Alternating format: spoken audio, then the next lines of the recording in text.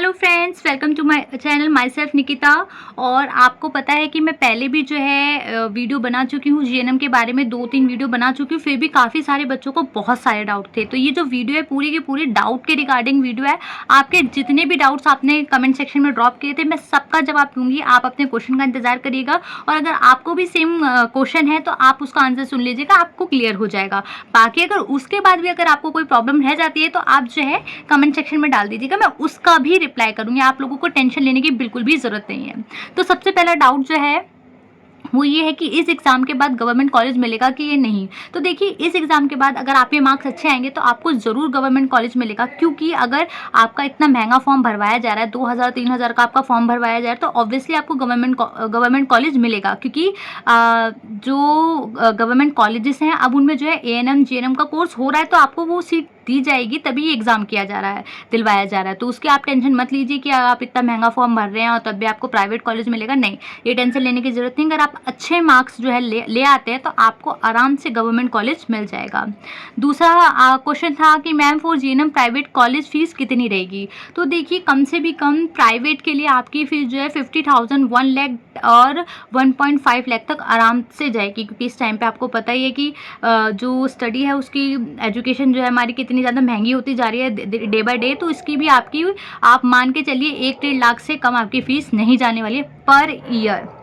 मैं पूरे कोर्स की बात नहीं कर रही हूँ, मैं पर ईयर की बात कर रही हूँ, ठीक है। और फिर अगला है कि कास्ट सर्टिफिकेट नेसेसरी है क्या। अगर आप किसी पर्टिकुलर कास्ट से बिलोंग करते हैं, SC ST OBC EWS किसी भी कैटेगरी से बिलोंग करते हैं, तो आपके पास वो सर्टिफिकेट होना ही चाहिए। और अगर आप OBC से या EWS कैटेगरी से बिलोंग करते हैं तो वो आपका जो सर्टिफिकेट है वो जो है आपका 1 अप्रैल 2024 से पुराना नहीं होना चाहिए, उसके बाद का होना चाहिए। तो इसलिए आप अपना अपडेट करा लीजिएगा अगर आप किसी पर्टिकुलर से बिलोंग करते हैं तो अगला यहाँ पे है कि सेलेक्ट नहीं हुए तो 3000 वापस मिल जाएंगे। हाँ जी, देखिए वो आपके पैसे वापस आ जाएंगे अगर आप ठीक से अपनी बैंक डिटेल्स वगैरह डालेंगे, कैफ़े वगैरह से नहीं कराएंगे पेमेंट, अपनी बैंक वगैरह से करेंगे तो पैसे आ जाएंगे। पर किस पर्टिकुलर डेट तक आएंगे वो मुझे भी नहीं पता है, वो किसी को भी नहीं पता है। कितना टाइम लग जाएगा वो किसी को नहीं पता है। हाँ, पर मैंने सुना है कि पैसे वापस आ जाते हैं। देन आफ्टर आपका ये है कि जनरल कैटेगरी वालों का कितने मार्क्स पर सिलेक्शन होता है।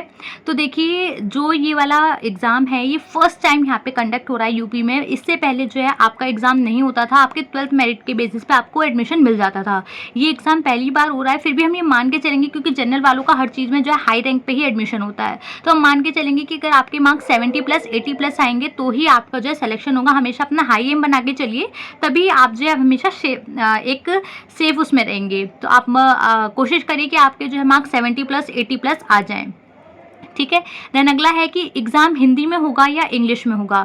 तो आपका जो एग्ज़ाम है वो दोनों में अवेलेबल होगा। आप हिंदी में देना चाहेंगे आप हिंदी में देंगे, अगर आप इंग्लिश में देना चाहेंगे आप इंग्लिश में देंगे। और कुछ को ये भी डाउट था कि क्या नेगेटिव मार्किंग है। नहीं, कोई भी नेगेटिव मार्किंग नहीं है। 100 मार्क्स का पेपर है आपका और सिंपल 100 मार्क्स में कोई भी नेगेटिव मार्किंग आपकी नहीं होगी। 1 मार्क्स का एक क्वेश्चन होगा, नेगेटिव मार्किंग नाम की कोई भी चीज़ नहीं है इसमें, ठीक है। अगला जो डाउट है वो है आपका कि मैम जीएनएम की फ़ीस कितनी होती है। तो सिंपल, अगर आपका गवर्नमेंट कॉलेज में आ जाएगा तो आप ये मान के चलिए 50,000, 40,000 के अंडर ही आपका जो है गवर्नमेंट कॉलेज में पूरा का पूरा प्रोसेस हो जाएगा।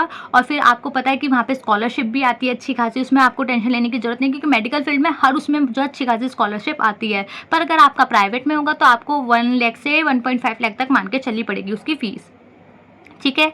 फिर आपका ये है कि क्या यूपी में जीएनएम एडमिशन एंट्रेंस के लिए अप्लाई कर सकते हैं। ऑफकोर्स आप कर सकते हैं। अगर आप किसी भी फील्ड से हैं तो आपको कोई ऐसा पर्टिकुलर वो नहीं कि आप साइंस से हो, बायो से हो, आप किसी भी फील्ड से आप कर सकते हैं, बस आपके 40+ मार्क्स होने चाहिए।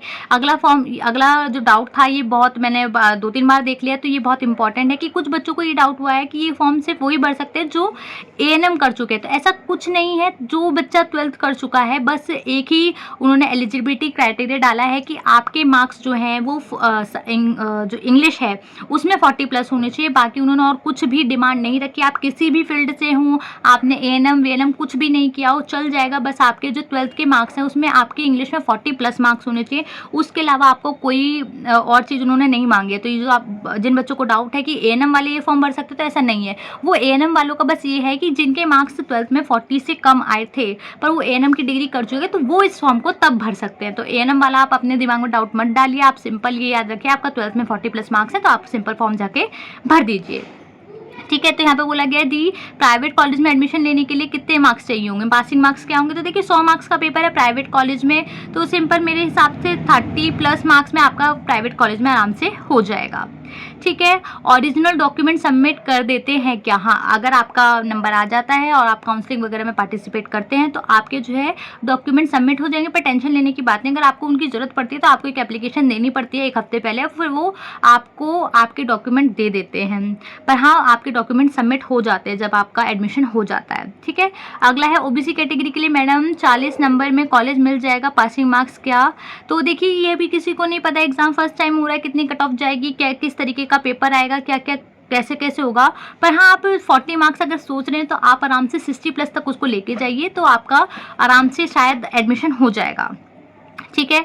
तो यही कुछ आप लोगों ने जीएनएम से रिलेटेड जो है कमेंट डाले थे, तो मैंने सारे के सारे मैंने कोशिश की कि मैं सारे के सारे जितने भी आपके डाउट्स थे वो क्लियर कर दूं। अगर अब भी आपके डाउट्स बच जाते तो आप कमेंट सेक्शन में डाल देना, मैं उसको भी क्लियर कर दूंगी।